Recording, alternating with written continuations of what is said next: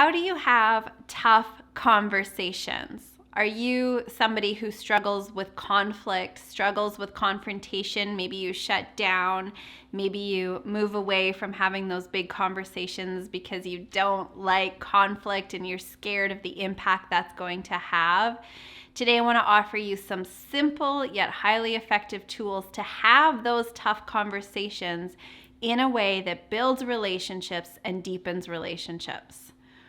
I grew up in a household where there was not a lot of conflict or confrontation, especially in front of us as kids. And so I really never gained that skill of being in conflict, having tough conversations, and it's something that I had to learn. I was part of a board of directors and we brought in a facilitator to do some training. And she introduced me to this idea that conflict builds intimacy.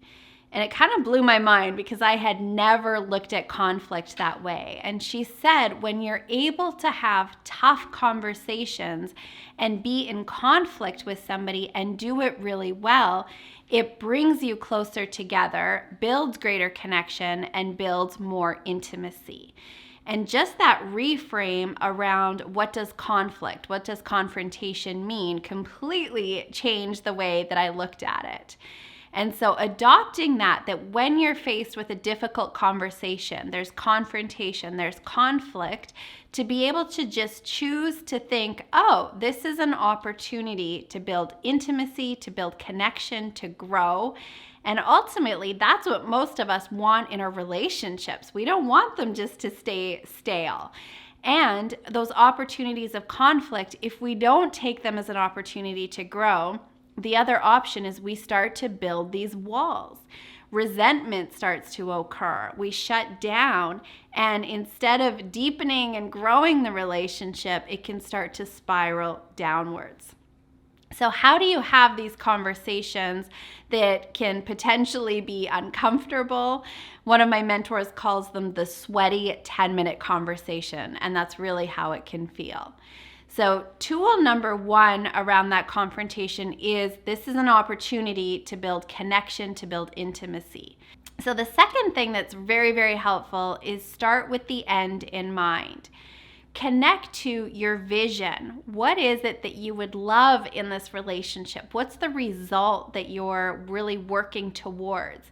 And when we have conversations coming from our vision, we're usually in a much better place. It takes our energy off of the conflict, off of the dissension, and it puts us in the thinking of what it is that we would love to create. And so now we're coming from the vision, and when you have a conversation from the vision, people connect to that differently.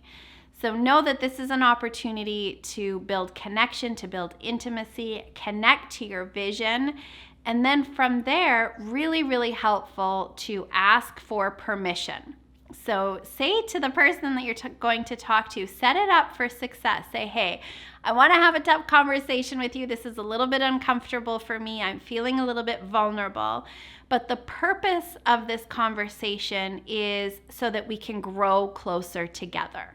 Setting up the conversation for success, set the intention. Let the other person know that, hey, I want to talk to you about something and I'm feeling a little bit vulnerable here. This is hard for me, but it's important to me because you're important to me. This relationship is important to me. And my goal here is that we grow closer together. And as you're setting that intention up, and you do it that way, the other person's back doesn't go up. They don't go on the defensive. They know what your intention is. And then ask for permission. Is now a good time to have that conversation? Sometimes we'll catch somebody in the middle of something. They're in a stressful moment. They've got lots on the go. And we want to have this deep, meaningful conversation, but their minds are somewhere else. So asking for permission, is now a good time? And they can say, yeah, you know what, now's great. Or, hey, can you give me 5 minutes? Or could we do that later tonight? And now you're coming to the table with, here's my vision. Here's the intention for the conversation. And now you're having that conversation in a time that you've both agreed upon. That conversation may still not be easy. It's still this 10-minute sweaty conversation. It can be uncomfortable. You're vulnerable, but you're willing to lean in to build connection, to build intimacy. One final tool here that you can use when you're specifically talking to a partner, a spouse, and you're asking them to maybe change a behavior, you're looking for a different result, is to invite them into an experiment. Say, hey, you know what? I've been working with my mindset. I've been working with the power of my words, and I'm really wanting to create a new result for myself and for us. Would you be willing to do an experiment with me for the next week, for the next 30 days, where we're having this type of conversation? And it's a way that we can invite our partners, if this is a business partner, if this is an intimate relationship, to grow together. And oftentimes when we're asking somebody to enter into an experiment, there's a set time. So it doesn't feel quite so overwhelming or threatening. And ultimately, so that you're creating relationships that you're in love with. And the alternative is that we start to shut down. We build these walls between us. We build resentment. And I don't think that's what any of us wants in a relationship. So I hope that you use these. And if they served you today, make sure that you like this video, you subscribe to our YouTube channel. And if you know somebody else that would benefit from having difficult conversations and tools around handling confrontation, be sure to share this with them. Here is to you living a life you love.